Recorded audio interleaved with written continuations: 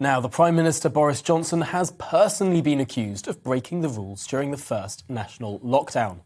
Last night, an email was leaked to ITV News outlining a drinks invitation to around 100 Number 10 staff sent by one of the most powerful civil servants in Downing Street, Principal Private Secretary to the Prime Minister, Martin Reynolds.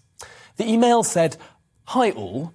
After what has been an incredibly busy period, we thought it would be nice to make the most of the lovely weather and have some socially distanced drinks in the Number 10 garden this evening.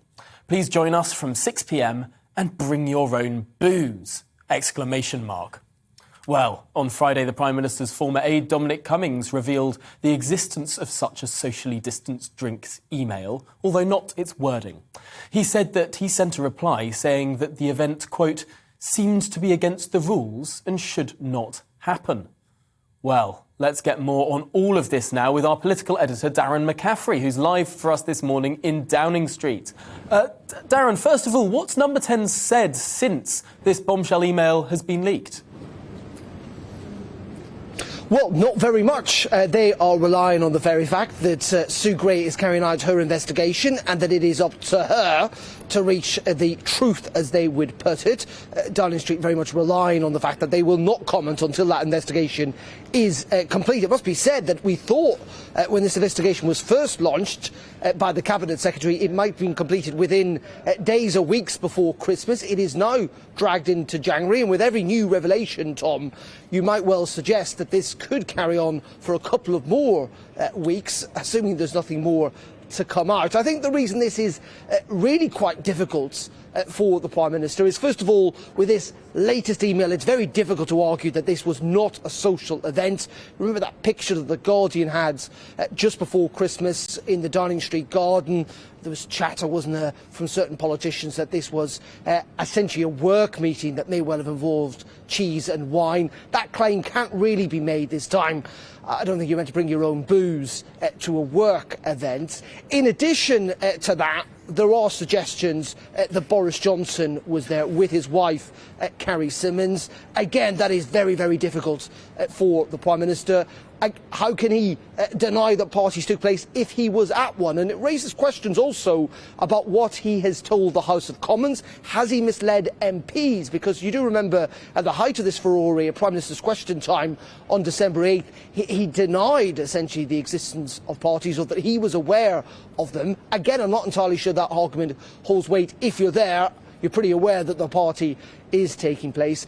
And finally, and you alluded to this, there was a sense that during Christmas this had kind of dampened down, had died away, that the kind of anger amongst Conservative MPs and the public had ebbed. That is clearly not the case, and there will be a lot of Conservative backbenchers asking themselves questions this morning about just how many more revelations are there to come, and how much are they prepared to defend the Prime Minister, considering that we have this drip feeds week in, week out.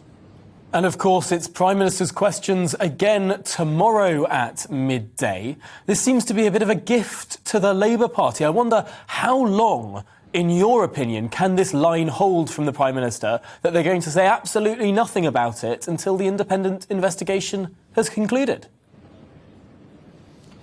Yeah, indeed, and many people asking that question this morning is essentially Sue Gray does not need to carry out her investigations to find out if there was a party in Downing Street, and if people attended, if the Prime Minister was there himself. I mean, why does the Prime Minister need an investigation to find out an event took place if he was there? And I think that's the key message. You're right in terms of how long that line will hold.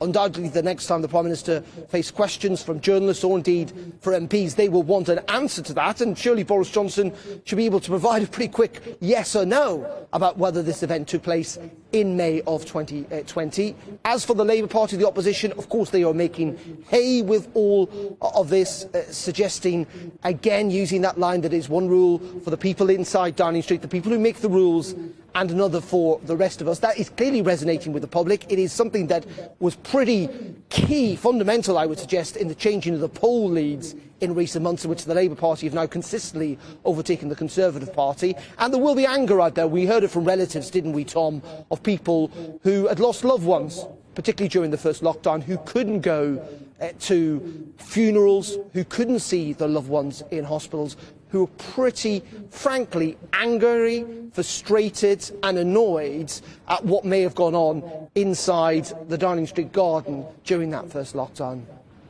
Well, Darren McCaffrey, our political editor, thank you very much for that overview there from Downing Street. I'm sure that